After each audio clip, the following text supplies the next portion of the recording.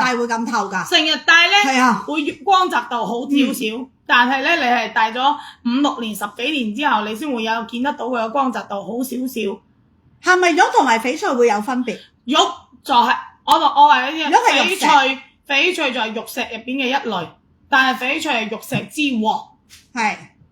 翡翠都係屬於玉石，但喺玉石入邊，翡翠緬甸 A 貨嗱，緬甸 A 貨翡翠係玉石之王，亦都係珠寶嘅級別，大家都係咁樣嘅，亦都唔會因為你戴下而變咗色㗎，亦都唔會因為你戴下而，例如我呢家買正冰，戴下變咗嚿玻璃，係冇可能㗎，呢生呢世都唔會有可能，係唔會有可能，唔會有可能，唔會有機會。亦都唔好諗住自己真係好，你好似買咗隻豆種嗰啲綠色，戴下，喂唔係咁啫，戴下會變羅種㗎啦，會變羅冰啊，係冇可能嘅，冇可能。如果咁樣嘅話，咁我咪發達，佢發達啦，佢羅冰入變正冰，正冰入變高冰，我咪發個豬頭餅，咁我高冰入變玻璃。咁我咁多翡翠都係以前我阿媽做料嗰時候留低嘅，咁我咪發個豬頭餅，我而家我唔使做都得啦。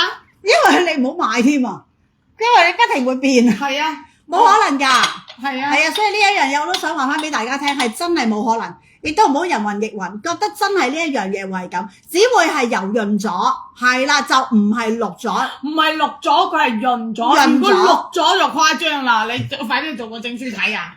冇可能啊，冇可能越綠㗎，因為咧你可能係成日戴，然之後咧你啲油脂同埋熱力啊，同埋熱力，同埋你自己自身嗰啲分泌嗰啲，養咗佢，養到佢變到越嚟越水潤，係，即係因為可能你已經戴咗好多年啦，確實如果你戴咗非常之多年，而且仲要係成日戴2日就戴一次，或者日日都戴嘅話，確實會有呢啲咁越嚟越潤呢啲咁嘅講法。但係絕對唔會越嚟越綠，因為我發覺大家應該喺出邊俾好多人嚇死佢啊！呢個問題，但係真係好多人問過我。請問化學處理玉石呢種方法幾耐之前已經有？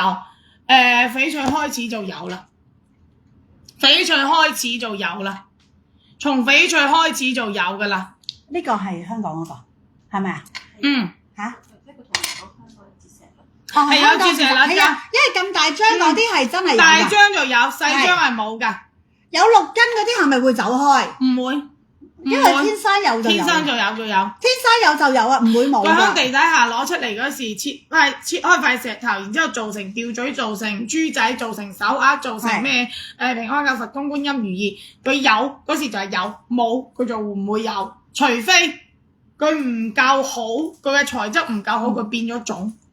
除非佢嘅材質唔夠好，佢變咗種。唔會㗎，唔會走開㗎，因為佢唔會因為你戴而散開嘅，大家要清楚呢樣嘢。你只係會戴到佢係潤澤咗啦，然後就係咁簡單。但我仲聽過，我仲聽過一樣嘢，有啲人即係唔好意思，即係我聽過一樣嘢，就係有啲咧賣翡翠嘅，話俾大家知，買咗件翡翠會越戴越健康，係咪？係嘅，第一係咪有人話俾你知，買咗件翡翠越戴越健康？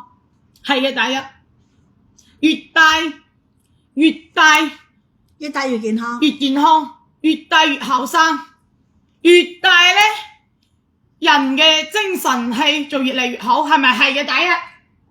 咁我又覺得真係會喎，因為你氣質好好喎，係唔會消失，色根係唔會消失，成世都唔會消失。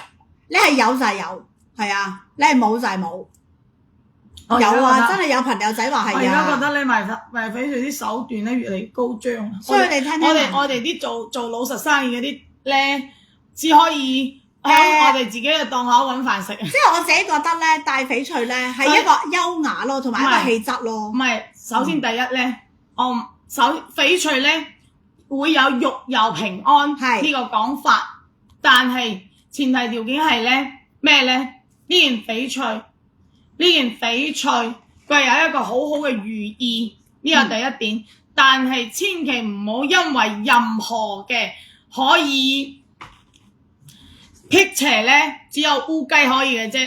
但係只不過係一個講法，辟邪係烏雞，烏雞可以，但係只不過係一個講法，即係60幾年前掌櫃啦，留落嚟嘅有機會有，都會有一直以嚟都有啊。嗱，其實我話俾你知，首先我答咗啱啱我自己問大家一個問題先，即係話健康，因為健康即係越大越健康，身體越大越好，越大皮膚越靚。